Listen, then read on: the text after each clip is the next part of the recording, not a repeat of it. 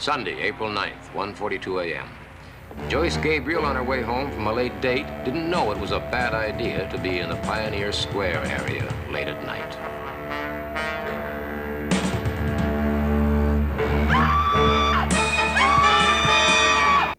Hello, spooky friends. 1973 is Dan Curtis's year.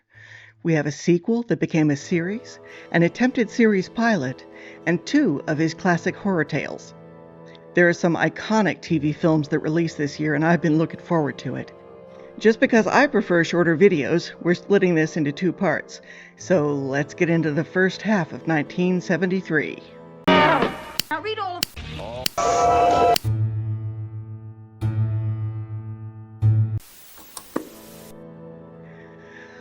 I don't have direct memories of a lot of the movies I review.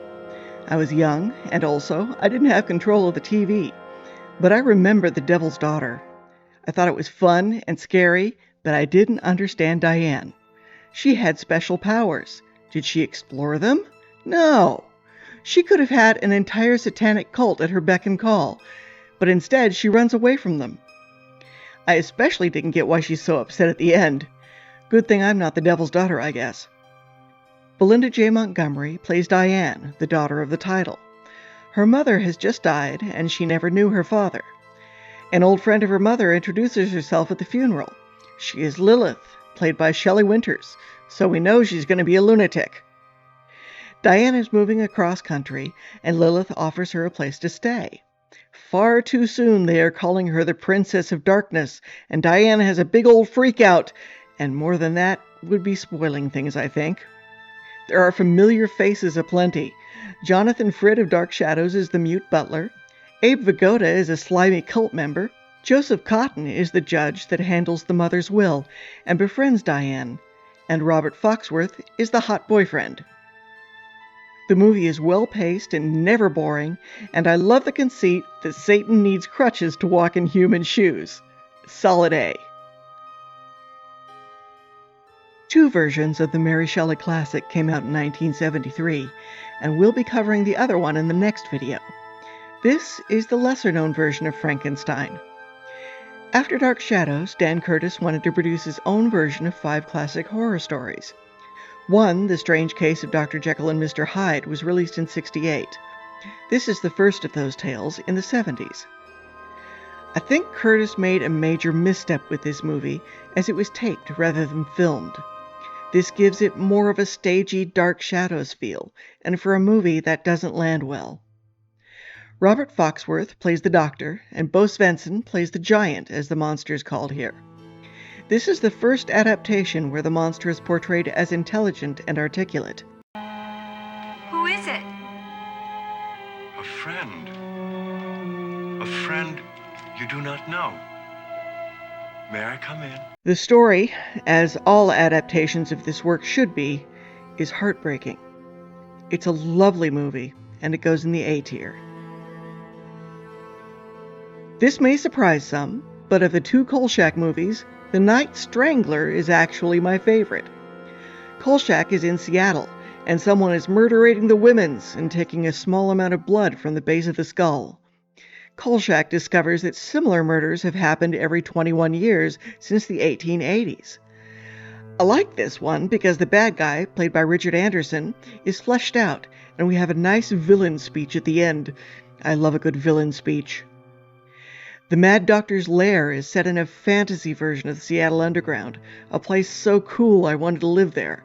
A shame the real underground isn't nearly so wonderful. The movie also gave me my motto. Research. That's where the joy lies. I cannot put The Night Strangler anywhere but the S tier. In A Cold Night's Death, a scientist loses the plot in the isolation of an Arctic research center. He says he speaks to Napoleon and Alexander the Great.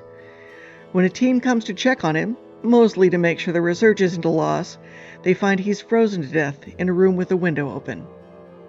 He is taken away by the 3rd man on the team, and Robert Culp and Eli Wallach are left to carry out the work. Soon, strange things start happening.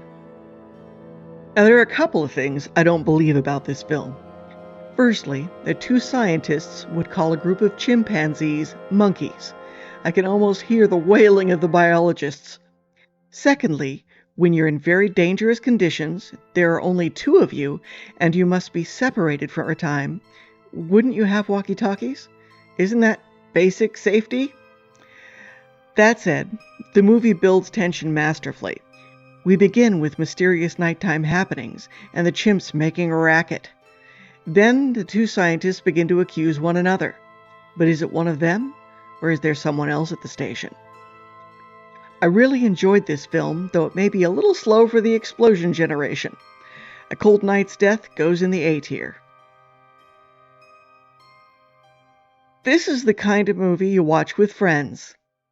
Drunk friends. While there are a lot of great faces in Horror at 37,000 Feet, this is Shatner's movie. He plays Paul Kovalik, an ex-priest and current alcoholic wallowing in the loss of his faith. He has all the best lines. He and 9 other passengers are aboard a plane going from London to New York.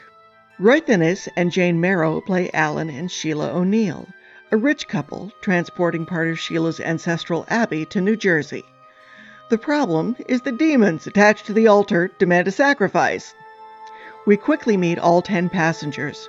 There are 2 more Star Trek faces in there, Paul Winfield and France Nguyen, not to mention the professor from Gilligan's Island. This movie is the lowest of low budget. You want demons? How about frost and green goo instead? You'll take your green goo and like it. You'll also take sound effects from the War of the Worlds. And there's definitely a music cue from Star Trek right at the end. This is an objectively terrible film, yet I've watched it twice and had fun both times. Mostly from mocking it. I think that's what tips a film from bad to so bad it's good. So have a few with your friends, get some popcorn to throw at the TV, and give this C-tier film a watch. Directed by Dan Curtis, the Norliss Tapes was intended to be a pilot, and I seriously wish it had been picked up. David Norliss, played by Roy Thinnes, who is very busy this year, is a writer investigating the occult. He disappears, leaving dozens of numbered tapes for his agent. The show is the stories on the tapes. It was a podcast before podcasts. The story itself includes a zombie artist, a demon, and plenty of action. It was a lot of fun, though a bit hokey in parts. If it had gone on, I expect it would have been similar to Night Stalker. Probably too similar for both of them to survive. I really like the Norliss Tapes, but it needed a chance to grow into its boots, so it goes in the B tier.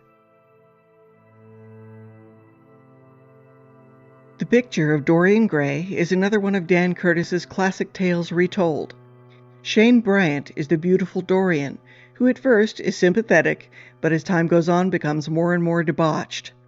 His tutor in debauchery is Sir Harry Wooten, played by Nigel Davenport. Sir Harry is clearly a stand-in for the story's original author, Oscar Wilde, and pops off witty bon mots on a regular basis. Dan's longtime musical collaborator, Bob Cobert, does the music, and as usual, he slips in several Dark Shadows bits, including the inevitable Quentin's theme. John Soley did several different paintings to show the degeneration of Gray. It's a strong adaptation, and I'll put it in the B tier. Cloris Leachman and Dabney Coleman play Jean and Bob Mitchell, a couple heading home after a vacation. They're in the middle of the desert and stop at a cafe. The cook, played by Ross Martin, and the one customer who clearly hangs out there all day, Ned Beatty, are quite hostile. It's clear the cook wants the couple gone. Then, when Jean goes to freshen up, she comes back to find her husband missing. Dying Room Only was written by Richard Matheson, and the tension is turned to 11 as Jean tries everything she can manage to find her husband. In the end, I found Jean a little disappointing. Though I suppose she wasn't abnormally tepid, she's just a teensy bit hopeless. But I'm a poor judge of feminine chutzpah, as I have been known to hit people with chairs. Nonetheless, it's not a bad watch, and the performances are very entertaining. I'll give Dying Room Only a B. Those of you who watched my video on 1972 will know that I did not like Women in Chains. I would watch that 6 more times if I could avoid one more viewing of Terror on the Beach.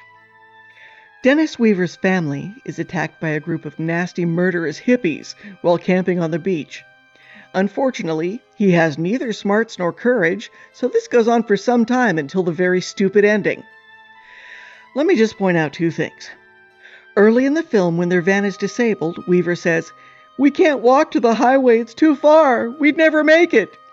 Later, when they're more desperate, he sends the rest of the family running to the highway, which is 2 miles away. What? Even I could do that in under an hour. But it doesn't matter in the end, because they run the wrong way!